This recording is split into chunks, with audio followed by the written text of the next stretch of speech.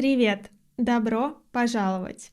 Это видео на русском. Если вам нужны субтитры, включите их здесь. В этом видео я хочу поговорить о различных шоу на русском. Я давно хотела сделать выпуски о российских телешоу, но потом подумала, а почему бы не рассказать о шоу, которые вы можете найти на YouTube и смотреть контент на русском. Это современные шоу, там говорят на современном языке. Да, это сильно отличается от материалов учебника, но обычно смотреть шоу интереснее. Нужно только выбрать то шоу, которое вам понравится. Поэтому сегодня я коротко расскажу о некоторых шоу, что там происходит, о чем это шоу. Сразу скажу, что я не смотрю такой контент очень часто, потому что у меня очень мало свободного времени. Но в Инстаграме я часто вижу рилсы, короткие видео из этих шоу, и поэтому я понимаю, что происходит в этом шоу, но никогда не смотрела даже один выпуск этого шоу. И я думаю, я в этом не уникальна. Итак, начнем с жанра, который сейчас уже знают все. Это стендап. Выпуски с разными стендап-комиками можно найти, если вы напишете стендап-шоу. Также у большинства стендап-комиков есть сольные концерты, то есть концерты, где выступают только они. Если вы еще совсем никого не знаете из русскоязычного стендапа, вы можете посмотреть сначала стендап-шоу, где выступают разные комики. И если вам кто-то понравится, например, Вика Складчикова, так ее зовут, вы напишите «Вика Складчикова. Сольный концерт». Другое шоу, в котором выступают в жанре стендапа, это «Открытый микрофон». Туда приходят еще не очень известные комики. Это соревнование среди стендап-комиков. Многие уже известные комики начинали в этом шоу. Там вы можете слышать не только шутки, но и критику жюри.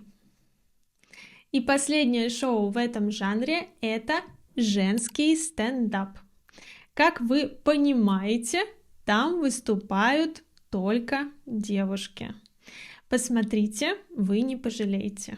У каждой девушки свой стиль, свое мнение, своя манера выступления. Многих стендап-комиков вы сможете увидеть в других шоу, не удивляйтесь. Следующее шоу «Громкий вопрос». В этом шоу есть 4 ведущих и 1 гость. В центре стола лежат карточки с вопросами. У каждого человека за столом есть карточка, на которой он должен написать ответ. Ответы у всех должны совпадать. Они должны быть одинаковыми. Они все должны записать один и тот же ответ. И этот ответ должен быть правильным. Если ответы одинаковые и правильные, они зарабатывают, то есть они получают дополнительное время. Это важно, потому что на один вопрос у них есть только 1 минута. Есть 3 категории вопросов: легкие, средние, сложные. За правильный ответ на легкий вопрос они получают 30 дополнительных секунд. За правильный ответ на вопрос средней сложности они получают 60 дополнительных секунд, то есть минуту. И за правильный ответ на сложный вопрос они получают дополнительные 1,5 минуты, то есть 1,5 минуты, то есть 90 секунд. И все эти минуты и секунды будут нужны им в супер игре в конце выпуска. Что еще важно знать и почему это шоу называется «Громкий вопрос»? Все участники надевают наушники, в которых играет музыка, и то есть когда они обсуждают ответ на вопрос, они читают по губам, потому что не могут слышать друг друга. Итак, игра начинается, гость берет карточку и пытается объяснить другим участникам вопрос. Вы в это время видите вопрос на экране. Почему это шоу может быть интересным и полезным для вас? Потому что они четко произносят слова, когда обсуждают ответ. И вы можете узнать что-то новое, какие-то новые интересные факты. Следующее шоу «Быстрые свидания». Из названия уже многое понятно. Там у нас есть 3 ведущих, 3 девушки, и они помогают найти гостья идеальную пару. К ним приходит 1 девушка и 10 кандидатов на ее сердце. Каждая ведущая будет задавать кандидату какие-то вопросы. Личные, неличные, абсурдные или не абсурдные. И если он ей не понравится по объективной причине или по совсем необъективной причине, то просто она нажмет кнопку, она нажмет крестик. Они разговаривают с кандидатом в течение 3 минут. Каждая девушка может нажать на кнопку, на крестик 3 раза. Победит тот, кто останется. Тот, кто не получит крестики от девушек. Конечно, в этом шоу лексика связана с отношениями. Они много говорят об отношениях, о личной жизни, о том, что нравится в потенциальном партнере или не нравится. В этом шоу реально много повседневных слов, которые мы используем каждый день. Теперь давайте перейдем от шоу, где все розовое и много девушек, к шоу, где ведущий мужчина. Ведущего зовут Василий Вакуленко. Это очень известный музыкант в России. Возможно, вы слышали его песни. Его псевдоним Баста. Он не только музыкант, но еще и бизнесмен. Один из его бизнесов – это ресторан. Ресторан, в котором готовят ребрышки. У человека, у животного вот это ребра. А когда мы говорим о мясе, эта часть называется ребрышками. И шоу называется «Вопрос ребром», потому что в русском языке есть фраза «поставить вопрос ребром». Это значит сказать что-то уверенно, решительно. В этом шоу к Басте в ресторан приезжает какая-то известная личность. Певец, ведущий, комик, блогер, кто угодно. И в ресторан приходят фанаты или просто люди, которые хотят задать этой известной личности вопрос. Но они задают не просто вопросы, а острые вопросы. То есть вопросы, которые вызывают эмоции, вопросы, на которые часто неудобно отвечать. Но вы понимаете, что просто поговорить они могут и в студии, но они встречаются в ресторане. Почему? Потому что в то время, когда зрители задают вопрос, а гость отвечает, они едят. Едят еду из этого ресторана. И если гость не может, не хочет отвечать на вопрос, он оплачивает всем счет. А если гость отвечает на все вопросы, то счет оплачивает Баста. И я хочу вместе с вами посмотреть, как описываются эти правила в начале выпуска. Посмотрите.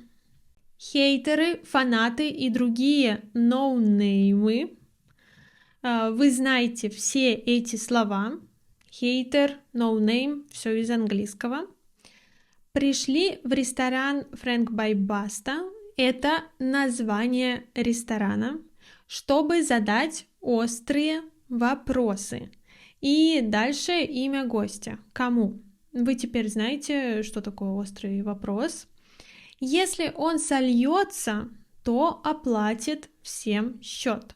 Слиться значит не сделать что-то, то есть не ответить прямо на вопрос или обещать прийти на встречу и не прийти.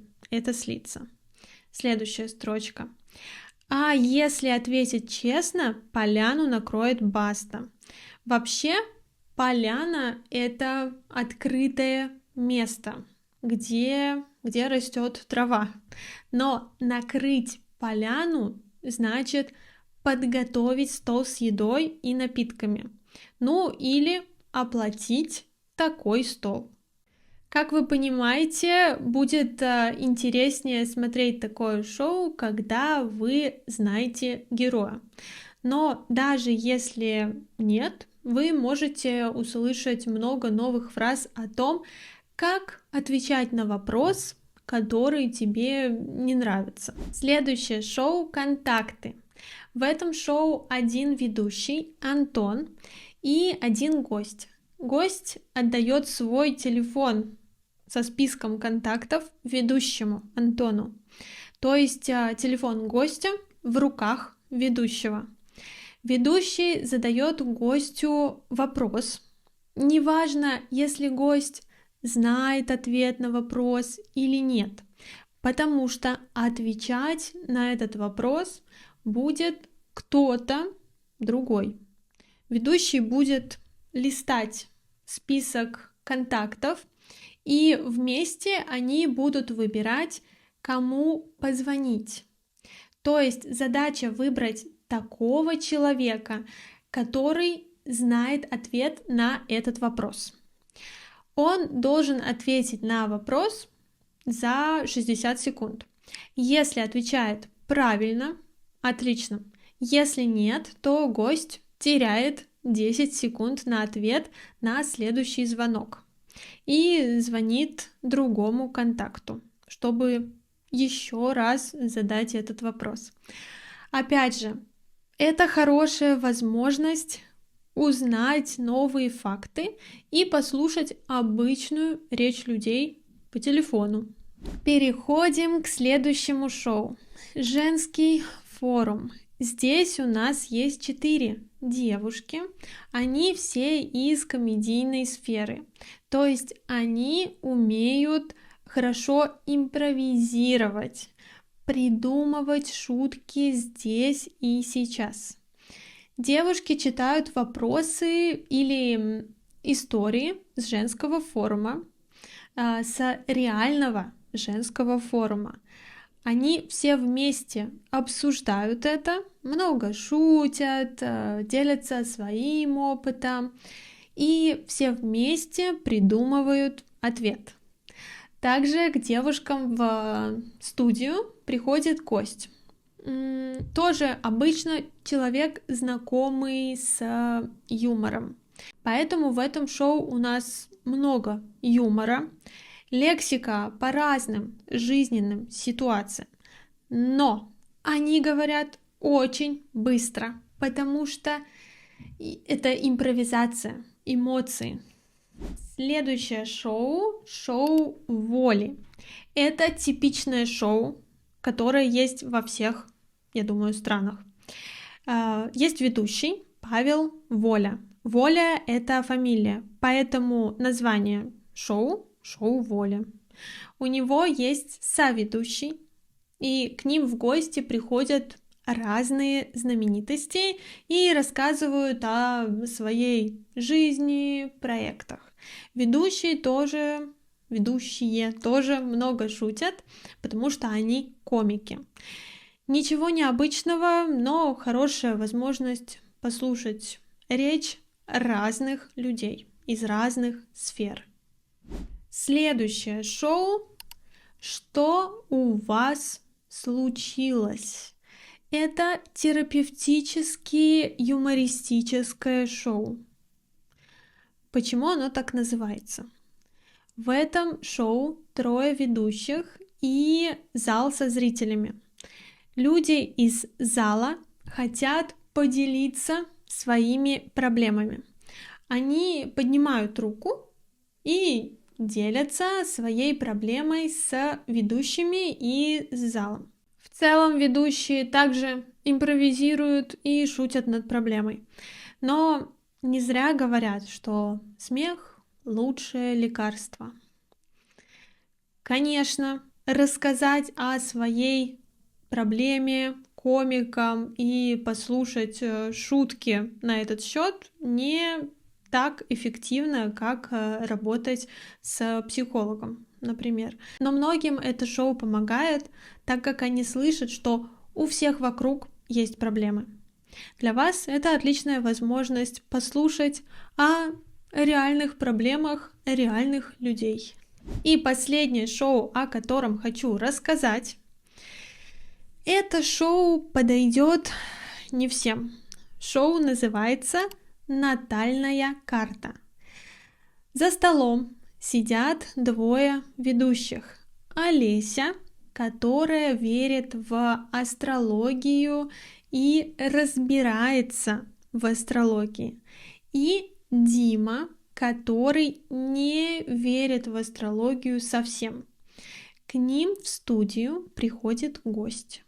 Гость заранее говорит Олесе дату, время и место рождения. То есть, когда он родился, во сколько и где. Олеся составляет натальную карту этого гостя. Натальная карта показывает положение планет в момент рождения человека. И астрологи расшифровывают, что каждое положение значит. Астрологи верят, что положение планет влияет на наш характер, карьеру, на романтические отношения. Гости в этом шоу бывают разными.